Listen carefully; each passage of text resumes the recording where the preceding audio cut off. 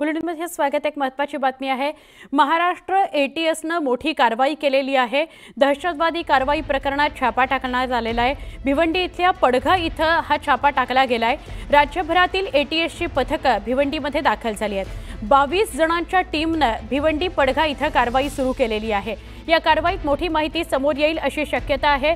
पडघा इथं मोठ्या दहशतवादी कारवायांची तयारी सुरू असल्याची माहिती एटीएसला मिळाली होती।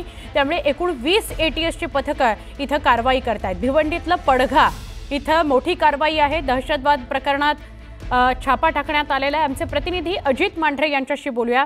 अजित, काय अधिक सांगाल? व्याप्ती खूप मोठी दिसते, गांभीर्य खूप मोठं दिसतंय, कारण 20 टीम्स आलेल्या आहेत। सुवर्णा, ज्या पद्धतीने आपल्याला माहिती मिळालेली आहे आणि राज्यभरातील एटीएसची विविध 22 पथकं जी आहेत ती भिवंडी आणि पडघा या ठिकाणी दाखल झालेली आहेत।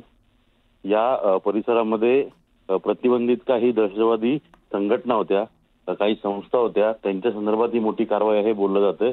त्याचबरोबरीनं काही अशी माहिती एटीएसला मिळालेली आहे की आगामी काळात दहशतवादी कृत्यांसाठी मोठी तयारी जी आहे ती भिवंडीतल्या पडघा इथं सुरू होती आणि त्या पार्श्वभूमीवरती जी माहिती मिळाली आहे त्या माहितीच्या अनुषंगे पूर्णपणे जवळपास 22 ते 23 ठिकाणी ही छापेमारी सुरू केलेली आहे। भिवंडीतला पडघा भाग असेल तिथं मोठ्या प्रमाणात ही कारवाई सुरू आहे आणि या कारवाईमध्ये काही मोठ्या दहशतवादी संघटना ज्या आहेत त्यांचं बिंग फुटणार आहे किंवा काही असे व्यक्ती आहेत जे वेगवेगळ्या नावाने राहत होती, त्याचबरोबरीनं समाजामध्ये प्रतिष्ठित नावाने वावरत होती, अशाही लोकांची दहशतवादी संघटनांची लिंक जी आहे ती समोर येण्याची शक्यता आहे आणि त्याचमुळे ही कारवाई जी आहे ती अत्यंत गुप्तपणे आणि पूर्णपणे छापेमारी त्यांनी केलेली आहे आणि त्या भागामध्ये आताच्या घडीला जवळपास 100 पेक्षा जास्त लोकांची चौकशी झालेली आहे।